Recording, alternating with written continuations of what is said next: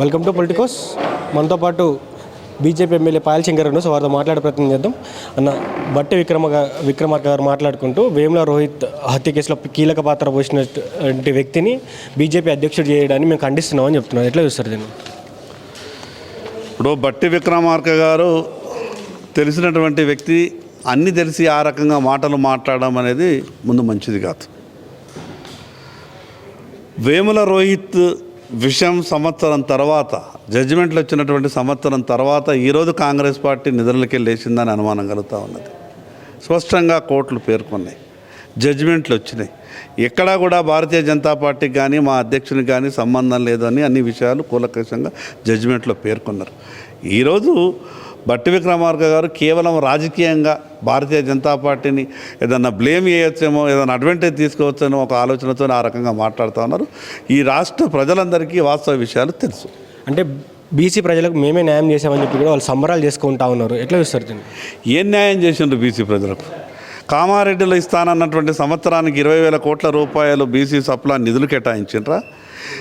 లేదా అసెంబ్లీలలో ప్రతి పార్లమెంటుకు 2 అసెంబ్లీ సీట్లు ఇస్తాం, ఈ రాష్ట్రంలో బీసీలకు అవకాశాలు గొప్పగా ఇస్తామని అసెంబ్లీ టికెట్లు ఇచ్చినని మీరు సంబరాలు చేసుకుంటున్నారా? లేదా ప్రభుత్వం వచ్చిన తర్వాత ప్రభుత్వం కార్పొరేషన్లకు చైర్మన్లు వేసింది, దాంట్లో బీసీలకు ఏమైనా అవకాశం ఇచ్చినామని సంబరాలు చేసుకుంటున్నారా? 42% బీసీల రిజర్వేషన్ అమలైందని సంబరాలు చేసుకుంటున్నారా? ఇది కేవలం బీసీలను మోసం చేయడమే. ప్రభుత్వం సంబరాలు ఏ రోజు చేసుకోవాలనంటే ఆ పనిని పూర్తిగా చేసిన తర్వాత సంబరాలు చేసుకుంటే దాంట్లో అర్థం ఉంటుంది. ఎక్కడ ఇంకా ఆర్డినెన్స్ లేదు, అమలైన తీరు లేదు, ఎన్నికలు జరిగిన దాఖలాలు లేవు, 42% ఇంకా అమలు కాలేదు. సంబరాలు దేని కొరకు చేసుకుంటున్నాం? అందుకే మేము చెప్తున్నాం కదా, కాంగ్రెస్ ప్రభుత్వం ఆలోచన విధానం మాకు అనుమానం కలుగుతూ ఉన్నది. కాబట్టి మరొక్కసారి కాంగ్రెస్ పార్టీ బీసీలను మోసం చేస్తున్నది. ఆ మోసం నుంచి ఈరోజు బీసీలంతా కూడా కాంగ్రెస్ పార్టీ వైఖరిని గమనిస్తూ ఉన్నారు. గతంలో టీఆర్ఎస్ చేసినట్టే ఈరోజు కాంగ్రెస్ పార్టీ కూడా బీసీలను మోసం చేసే ప్రయత్నం చేస్తుంది. కవిత పోరాటం వల్ల ఈ 42% రిజర్వేషన్ బిల్లుకి రాష్ట్ర ప్రభుత్వం దిగొచ్చిందని చెప్తా ఉంది. ఆమె సంబరాలు చేసుకుంటా ఉంది. అదేవిధంగా రైలు రోకోని వాయిదా వేసుకున్నాం, రానున్న రోజుల్లో కేంద్ర ప్రభుత్వంపై ఒత్తిడి తెస్తా, బీజేపీ పార్టీపై ఒత్తిడి తెస్తా అని చెప్తుంది. రాష్ట్రంలో అధికారంలో ఉన్నప్పుడు గుర్తుకు రాని బీసీలు అధికారం కోల్పోయిన తర్వాత కవితమ్మకి ఎట్లా గుర్తుకొస్తున్నారో ఆమెనే సమాధానం చెప్పాలి. ఈరోజు రైలు రోకో నేను డిక్లేర్ చేసిన కాబట్టి ఇదంతా జరుగుతుంది. ఆమె రైలు రోకో చేసినా, విమానాల రోకో చేసినా, ఏది రోకో చేసినా కూడా ఆ టీఆర్ఎస్ పార్టీ ఆలోచనను గమనించే ఆ పార్టీని ఈ రాష్ట్రంలో అధికారంలో రాకుండా బీసీలు చూసింది. అంటే బీసీలో ఇప్పుడు 42% రిజర్వేషన్ ఇస్తామని, సో దీంట్లో ముస్లింని కలపద్దు అంటారా మీరు?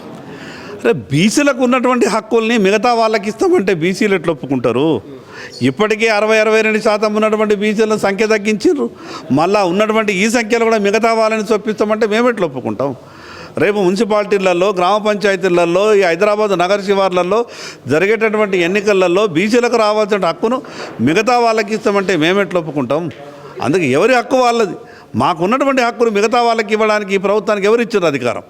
బీసీలకు ఇబ్బంది, బీసీల హక్కుల్ని కాలరాల్చే బీసీలకు ఉన్నటువంటి రిజర్వేషన్ పర్సంటేజ్ని దాంట్లోకి తీసి మిగతా వాళ్ళకి ఇస్తుంటే బీసీలు ఎప్పుడు కూడా ఒప్పుకోరు. రేపు అసెంబ్లీలో చర్చ పెడితే దీనికి మద్దతు ఇస్తారా? 42% రిజర్వేషన్ అమలు చేస్తామని వారు తప్పకుండా బీసీలకు 42% రిజర్వేషన్లు అమలు చేస్తామని ప్రభుత్వం మాట్లాడినా లేదా చట్టాలు తెచ్చినా ఏం చేసినా దానికి భారతీయ జనతా పార్టీ పూర్తిగా మద్దతు ప్రకటిస్తుంది. మేము అసెంబ్లీలోనే మద్దతు ఇచ్చినాం కదా, మేము స్పష్టంగా చెప్పినాం కదా, మతపరమైన రిజర్వేషన్కు మాత్రమే మేము వ్యతిరేకం.